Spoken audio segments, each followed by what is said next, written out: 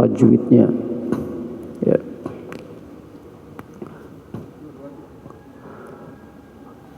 Yaitu pada halaman 235 surah Al-Hajj ayat 27. Ayat ini sangat populer ketika bulan haji tiba atau bulan haji sedang dilaksanakan. InsyaAllah sebentar lagi, tidak lama lagi bulan haji akan menjumpai kita. Baiklah. A'udzu billahi minasy syaithanir rajim. Bismillahirrahmanirrahim. Wa adzin fin nasi bil hajji ya'tuka rijalan wa ala kulli dhamirin ya'tina min kulli fajjin 'amiq liyashhadu manafi'a lahum wa yadhkuru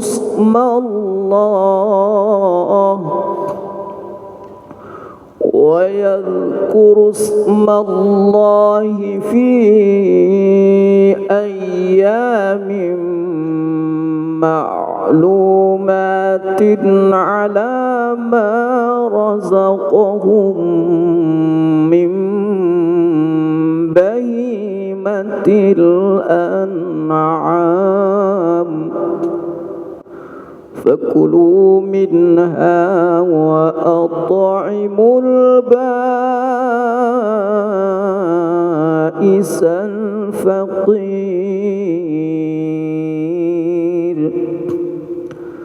thumma liyaqdu tafathahum وَلْيُوفُوا نُذُورَهُمْ وَلْيَطَّوَّفُوا بِالْبَيْتِ الْعَتِيقِ.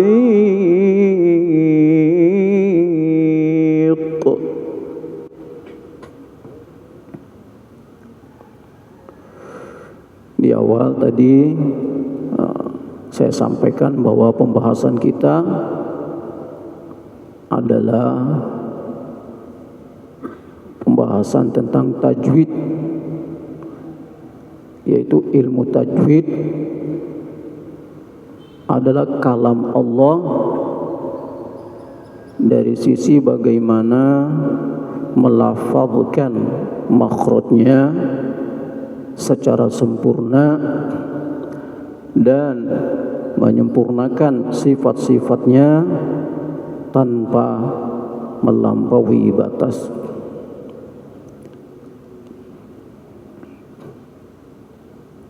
Tentu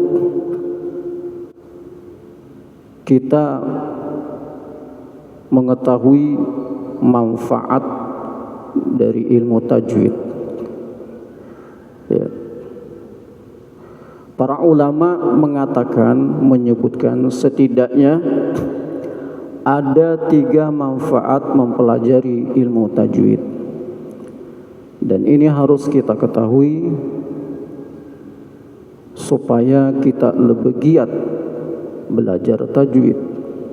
Apa manfaatnya? Di antaranya yaitu menjaga lisan, menjaga lidah dari lahan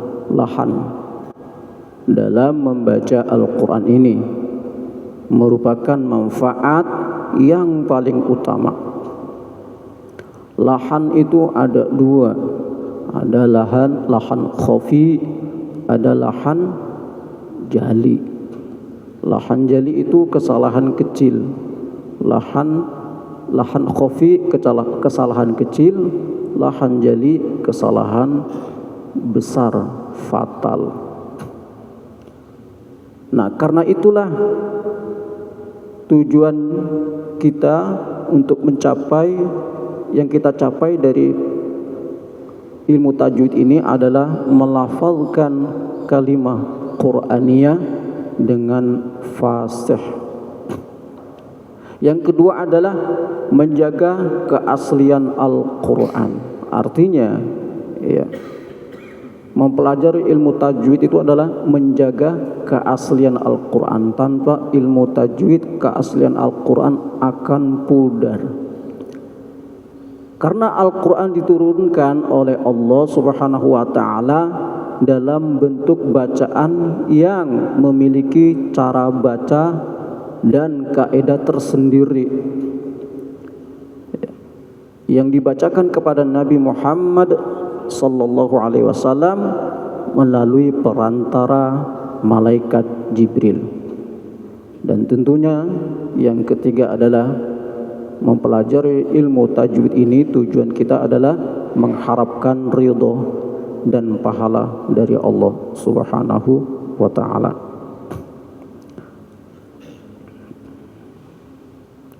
Baiklah, kita bacakan ayat yang pertama.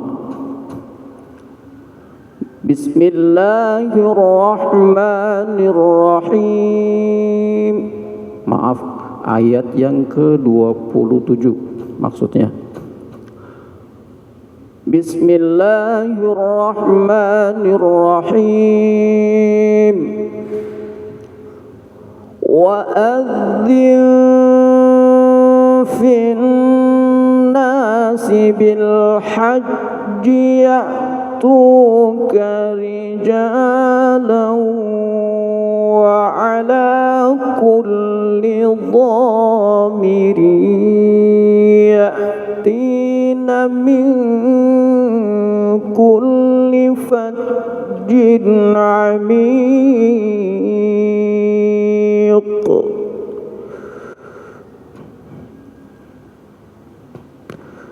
Baiklah, kita akan jelaskan satu persatu. Di sini ada kata adzin, ya. Wa adzin fin nasi, wa adzin fin nasi. Di sini ada huruf atau bacaan ikhfa, gitu ya. Apabila tanwin atau nun sukun bertemu salah satu huruf ikhfa, maka dibaca samar, gitu ya, tanwin atau nun sukun. Mungkin kita tidak terlalu memahami begitu jelas apa yang dimaksud tanwin dalam ilmu tajwid dan apa yang dimaksud nun sukun dalam ilmu tajwid. Insyaallah di sini saya akan bacakan. Tanwin adalah nun sakinah zaidah, yaitu tambahan. Itu tanwin, ya. Sekali lagi, tanwin adalah nun sakinah zaidah atau tambahan yang digunakan oleh orang-orang Arab pada akhir kata benda ketika wasal. Maksud zaidah di sini adalah tanwin diucapkan ada suaranya namun tidak tertulis. Nanti insya Allah ada contohnya. Sekali lagi, yang dimaksud di sini adalah tanwin itu terjadi ketika diucapkan namun tidak tertulis, ya.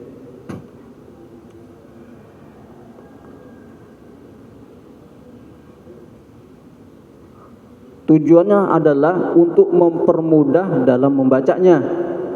Tanwin dilambangkan dengan fathah. Fathah yang fathah ganda, yaitu fathatain, kasrotain, domatain. Jadi harokatnya 2, itu tanwin. Ya.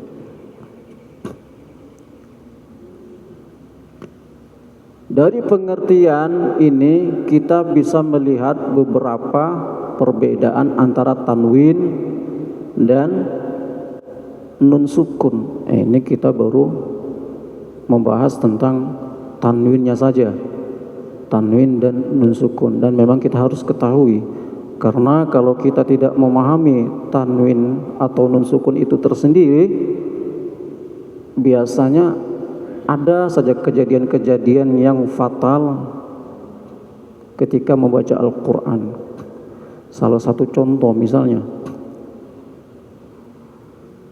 Qulna bitu minha jami'a fa imma ya'tiyannakum minni hudan faman tabi'a hudaya fala khawfun.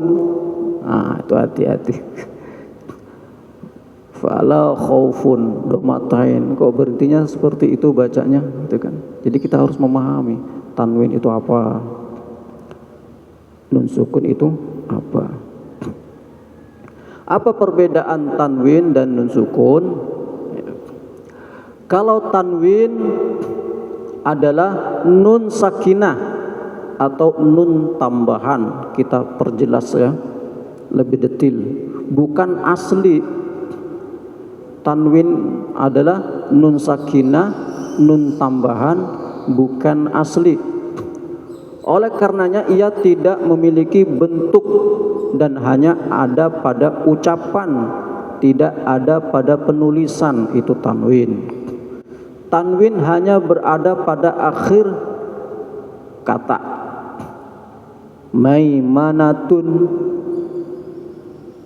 apalagi Maimanatun masjidun, ya, apalagi itu tanwin di akhir kata. Banyak contoh. Tanwin hanya terdapat pada kata benda, isim. Masjidun, masjid itu isim, ya, nama benda, masjid. Maimanatun, ya kan, nama orang misalnya, itu isim. Tanwin dibaca ketika wasol saja. Adapun ketika waqaf ia dibaca sebagaimana harokat biasa. Gitu. Ketika wasol, contoh apa ya? Banyak di sini contoh. Ini. Wa ala kulli dhamiri ya'tina. Dhamir, itu satu kata. Ya'tina, satu kata. Jadi dia tanwin itu terdengar secara suara ketika dia diwasolkan, bukan diwaqafkan. Gitu. Sedangkan nun sakinah memiliki bentuk, yakni huruf nun. Itu sakinah, ya. Nun sakinah bisa terdapat di tengah kata atau akhirnya. Contoh tengah kata apa tuh? Yanhitun, tengah-tengah kata dia, itu nun sukun. Anhu, ya, itu nun sukun. Nun sakinah terdapat pada kata benda, isim. Apa contohnya? Terdapat pada benda isim. Contohnya apa ya?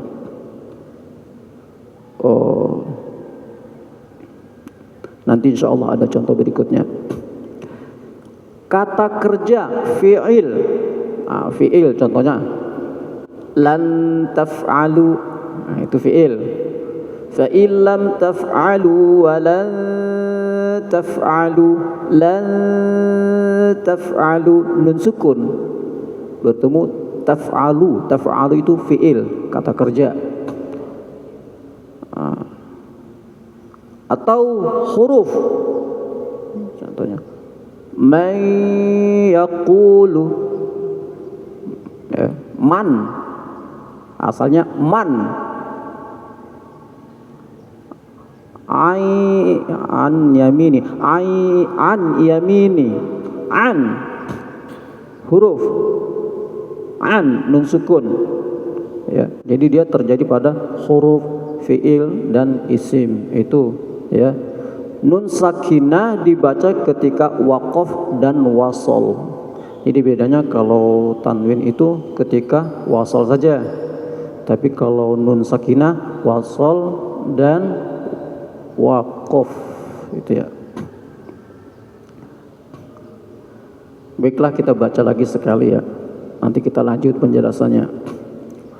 Wa'adzin fin nasi bil hajji ya'tuka rijalan wa ala kulli dhamiri ya'tina min kulli fajjin amiq.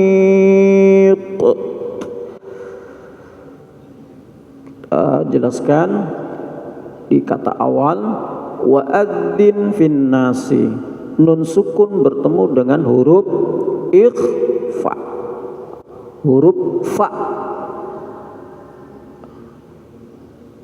Huruf fa ini adalah salah satu huruf ikhfa. Kita jelaskan ikhfa itu apa, ya. Ikhfa adalah menyembunyikan, menutupi atau menghalangi. Jadi dari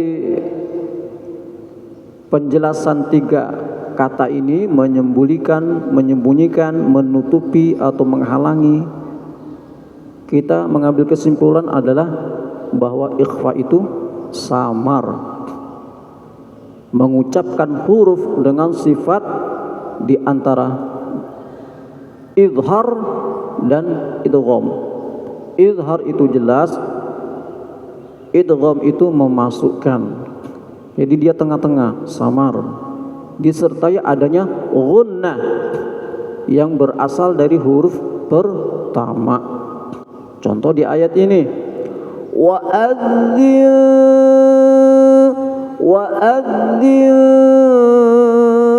fin nasi, wa'adzin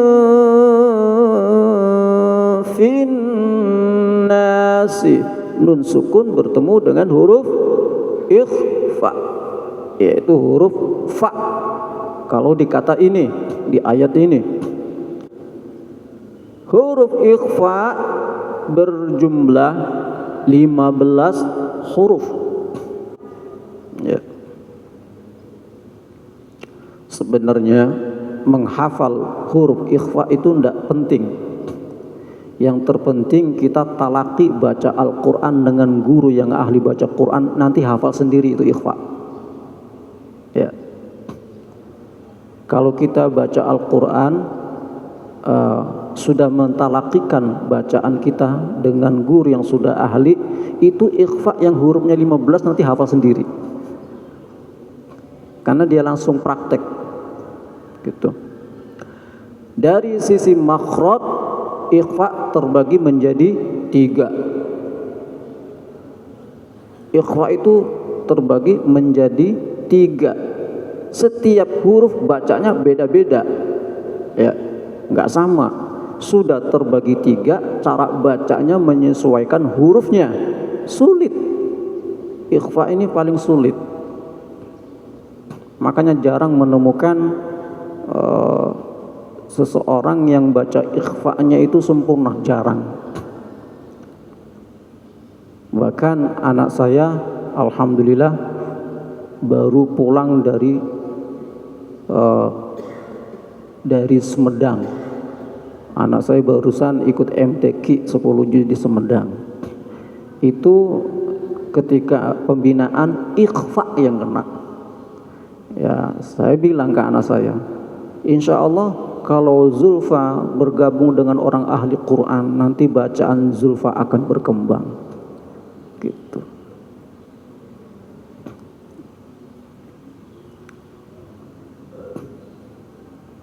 Nah, ikhfa terbagi 3. Ada ikhfa aqrab, ada ikhfa ab'ad, dan ada ikhfa awsat. Itu. Jadi baca Quran itu gak gampang. Ini baru satu hukum, ikhfa aja gitu ya. Ikhfa aqrab itu hurufnya ada 3. Ta, dal, dan to. Aqrab, dekat. Yang kedua ab'ad, ikhfa yang makhrajnya ya jauh dari nun sukun, yaitu huruf qaf dan kaf. Yang ketiga ausat, sisanya. Jadi selain huruf to, huruf da, huruf ta, huruf qaf, huruf kaf, semuanya ikhfa ausat. Jadi bacaan ikhfa ausat dalam Al-Quran itu paling banyak dibandingkan ikhfa aqrab dan ab'ad. Nah, masing-masing ini beda cara bacanya, nggak sama. Tingkatan tertinggi kesamarannya adalah ikhfa aqrab, ikhfa yang dekat dengan makhrajnya. Bunyi nun sukun dia lebih dekat makhrajnya, itu maksudnya. Nun sukun dengan huruf ikhfa aqrab itu lebih dekat posisinya, enggak terlalu jauh. Ya. Kalau qaf, kaf itu jauh. Ya, antara nun sukun ke qaf dan kaf itu jauh, dari depan ke belakang. Dari depan lidah, ya, dari gusi-gusi bagian gigi atasnya sampai ke pangkal lidah, makanya jauh banget. Makanya disebut ikhfa apa tadi?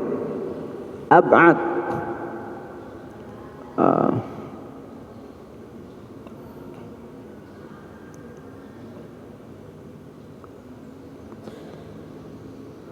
Lalu tingkatan tengah pada ikhfa awsat, tengah-tengah dia. Contoh nun sukun bertemu dengan huruf sya. Sya itu makhrajnya tengah-tengah, tengah-tengah lidah. Jadi dia tengah-tengah posisinya. Nun sukun bertemu dengan huruf do. Do itu juga tengah-tengah, tepi lidah. Nah, dia tepi lidah, bukan di ujung lidah. Makanya dia dikatakan tengah-tengah, ausat. Cara bacanya beda juga. Ausat beda, aqrab beda, ya. Ab'ad beda. Aqrab yang lebih banyak samarnya dibandingkan ab'ad, tapi tidak sedikit, ya, banyak kekeliruan ketika kita baca ikhfa aqrab. Banyak sekali kekeliruan. Jadi kadang kita baca jelas. Contohnya apa? Anta itu ikhfa ikhfa aqrab. Ta dengan nun sukun itu berdekatan sekali. Ya. nun sukun itu berada pada gusi atas, sedangkan ta itu maju sedikit, pangkal gigi di atas, deket banget kan? Nah gitu. Itu salah satunya huruf ta. Ada 3, ta, to, da. Itu samarnya sempurna. Tapi tidak sedikit di kalangan kita ketika membaca ikhfa aqrab itu suka ditekan. Akhirnya ikhfanya enggak terbentuk, malah jelas bacanya. Sedangkan ikhfa itu bukan jelas tapi samar. Contoh, yantiqun, anta, andada, itu jelas bukan samar. Ya, contoh samar itu begini. Andada yantiqun.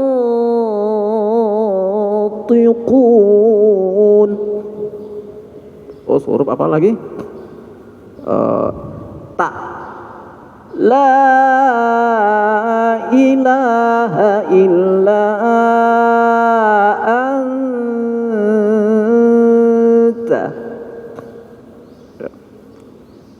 Tapi bacaan tajwid ini dikhususkan ketika baca Quran. Kalau untuk hadis, ya baca sholawat enggak. Makanya Ustaz suruh, kalau suruh baca sholawat sama hadis bingung. Kenapa? Karena sudah terbiasa baca Quran pakai tajwid. Jadi kalau baca sholawat nggak bertajwid bingung. Nah, itulah, bukan ahlinya ya.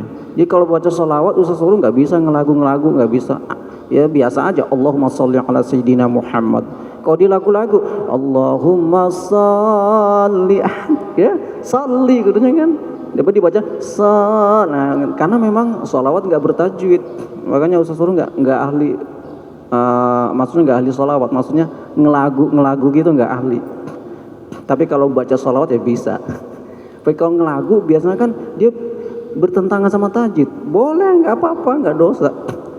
Allahumma sholli ala sayyidina Muhammad. Boleh, nggak apa-apa dipanjangin. Karena sudah terbiasa baca Quran, ketika baca sholawat nggak bertajwid agak keder gitu. Jadi kalau mau belajar tajwid, jangan patokannya baca sholawat atau baca hadis. Nggak akan benar-benar kita baca Qurannya. Kalau kita ingin sempurna bacaan kita, membiasakan mendengarkan murotal Al-Quran. Bukan mendengar sholawat atau hadis, bukan. Bukannya berarti melarang baca sholawat. Tujuannya apa? Kalau tujuannya ingin mensempurnakan bacaan kita, yang kita dengar adalah Al-Quran. Nah, gitu ya. Banyak kok sekarang ada ada bacaan-bacaan dari Timur Tengah, bisa kita lihat di YouTube kan, banyak sekali. Insya Allah. Ini sebenarnya belum selesai, masih banyak ini. Tapi Pak Samba sudah melihat jam, jadi saya nggak enak ini.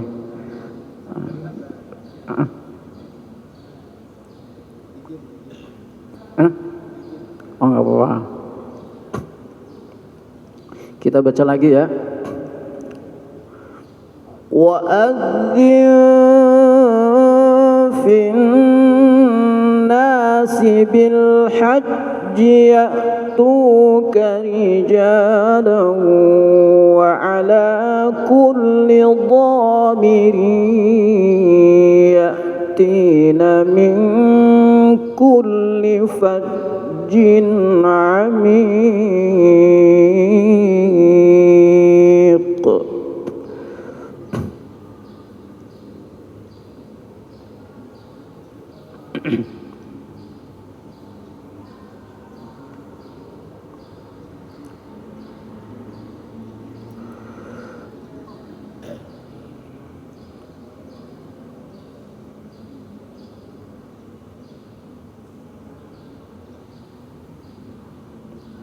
Nah, oleh karena itu saran dari saya ya, ketika kita membaca ikhfa tidak boleh tergesa-gesa dalam mengucapkannya sehingga gunnahnya tidak sempurna. ya. Tidak boleh mengizharkan bacaan, khususnya ketika membaca ikhfa aqrab, ya. Karena bacaan-bacaan Al-Quran itu punya hak untuk kita terapkan di dalam Al-Quran. Mungkin dari kami cukup sekian, mudah-mudahan dapat bermanfaat dan motivasi untuk kita lebih giat lagi, semangat lagi mempelajari ilmu tajwid. Insya Allah di lain waktu kita akan praktekkan